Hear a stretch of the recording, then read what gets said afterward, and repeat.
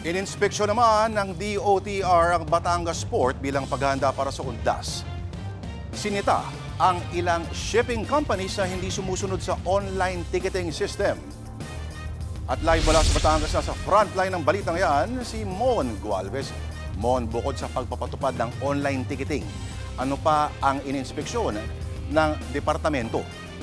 Mula sa ticketing office sa Batangas Port, waiting area ng mga pasahero, hanggang sa mismong sasakyang barko, ininspeksyon ng mga opisyal ng Department of Transportation at ng Philippine Ports Authority.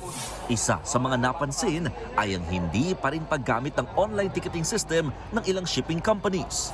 Panahon pa ni Transportation Secretary Vince Dizon, iniutos na gawin ng digital ang ticketing system. Ang dahilan kung bakit hindi pa yan magawa. May resistance din kasi doon sa mga shipping lines, ano?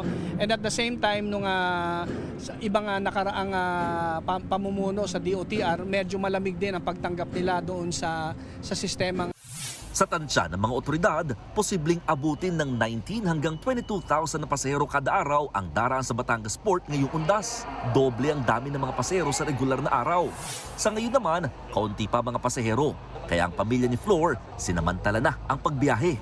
Para hindi na kami ganong mahassle sa siksikang maraming tao. Kasi may mga kasama akong anak, mahirap.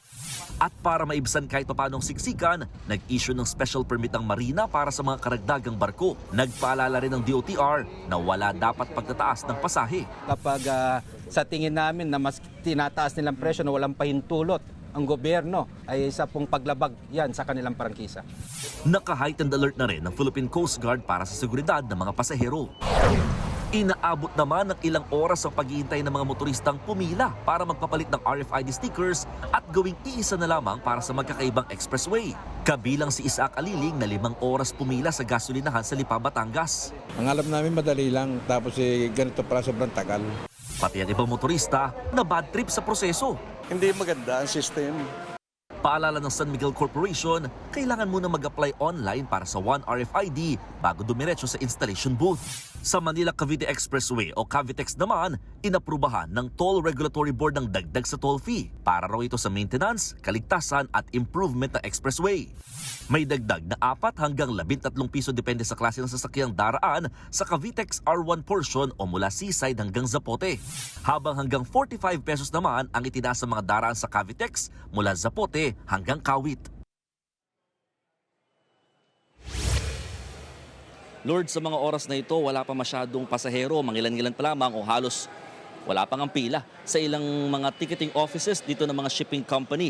Yan ay lalo kabaligtaran ng mga sitwasyon dito kapag ganitong papalapit ng undas na kung saan talagang hindi na matawiran itong area na ito sa dami ng mga pasahero. Inaasahan kasing dadagsa dito ang mga babiyahe simula sa darating na Miyerkules hanggang Biyernes kung saan idineklara na nga ring special non-working day itong October 31.